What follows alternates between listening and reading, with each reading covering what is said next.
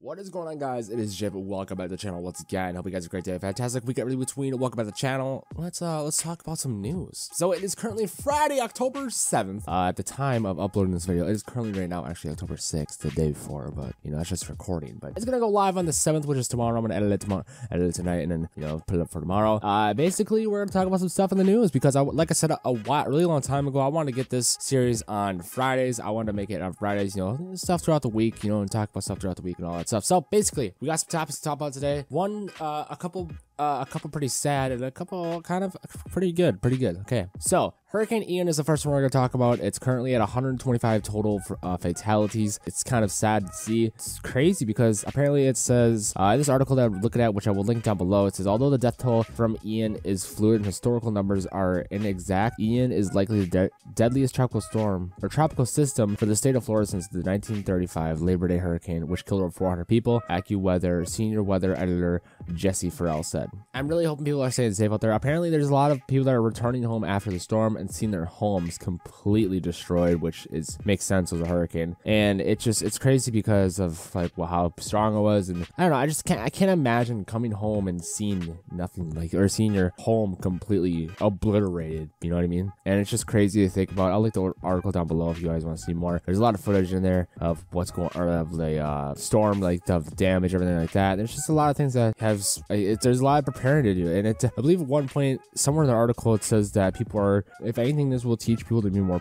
prepared for future tropical storms and teach them to be more safe and all that stuff. So looking at the photos and looking at the videos and the coverage, there's a lot of water left over, and it's a crazy amount in my opinion. I don't know, it's crazy and sad to see. It really is. Like I said, I live in Minnesota, so I've never been through a hurricane. I don't know what I would do if I went evacuated and then came back to my home completely gone from a hurricane, or even a tornado or something, you know what I mean? It'd just be crazy. Moving on to the next one, Scrubs producer, this one's pretty sad. Scrubs producer Eric Weinberg charged with multiple sexual assaults. Eric Weinberg, executive producer and writer for the hit TV show Scrubs and many others, has been charged with sexually assaulting 5 women whom he lured to photo shoots and possibly many more. Los Angeles County prosecutors announced on Wednesday. He's 62, he was arrested on Tuesday, nearly a week after he's charged with 18 felony counts, including rape, oral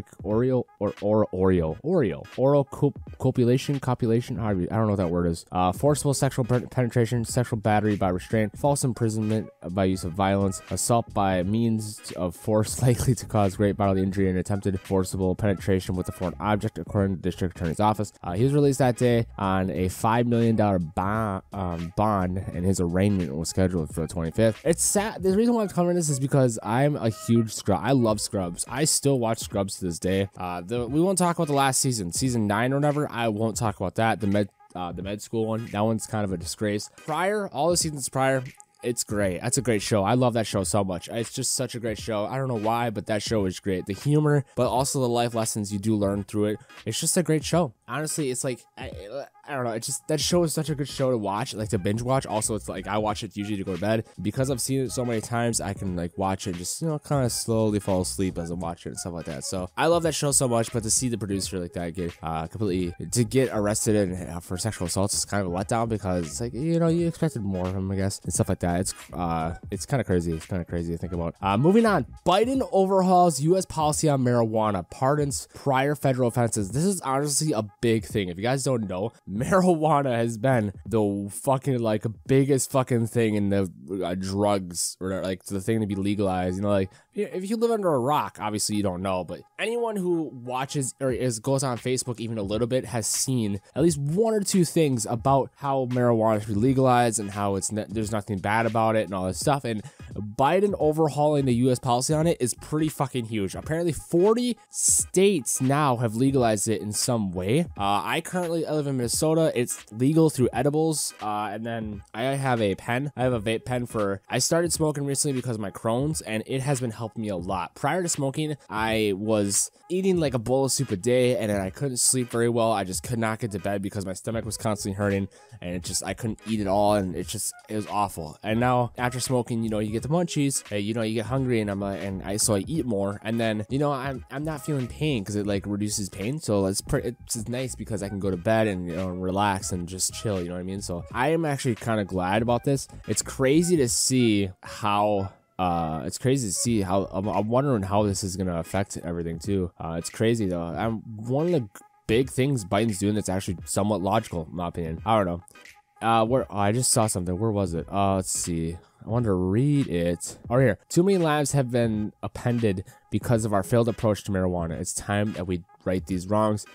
It's gonna impact thousands and thousands of people, which is crazy, but it makes sense. I mean, why? A senior administration official said more than 6,500 people with prior federal convictions could be affected by the pardons. Imagine being in federal prison because of marijuana, and now you're gonna be free because of Biden is doing an overhaul on it.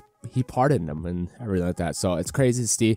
Good news. That's very good news in my opinion. Moving on to the very last thing, which is Whit Lowry. I know that this is kind of not really like, it's kind of like a random in a way, but not also, but not. It's random, but not in the same way, or like at the same time. So basically, Whit Lowry is, if you guys don't know, is a rapper that I listen to a lot. I listen to like religiously, and he released a song today, literally an hour ago, called "If You Don't Like the Story, Write Your Own." And oh my god, I love the song so much. Their song has so many like it's got a good build up, and then it calms down, and then it like builds back up again and everything. And I just love it. It's a good ass song. I recommend you listen to it. Definitely gonna be the outro song probably for this video. I recommend the song. I'm really excited to see what he brings to the table this year and in the coming year, and I'm really excited. It's been 2 years now since Never's Road, his last album, and he's been just kind of dropping singles here and there ever since. So I'm hoping that this is kind of like an album, which there is a part in there where he has like a check, which like you get like a restaurant, and it looks like kind of Morse code. I don't know what it means, but yeah, it looks like Morse code, and I'm really excited to see what he's gonna bring to the table. The music video is really cool, and the song overall is just amazing. I'm really excited for Whit. I really am. I was in the top 0.001% of listeners last year and the year before, so I listen to Whit Lowry a lot. He's the outro in almost every single video that I do. That's who does the outro music, or that's who like I have as the outro music, just because I love his songs and stuff. So anyways, I hope you guys enjoyed. This is just kind of like a quick little video that I did, and yeah, I hope you guys enjoyed. I will see you guys in the next video. Please have a great day. I love you all. Stay safe, and yeah, this is Jeff out. Peace. Jump on the track, give them all that you have, yeah. Ever since I don't know what it's like to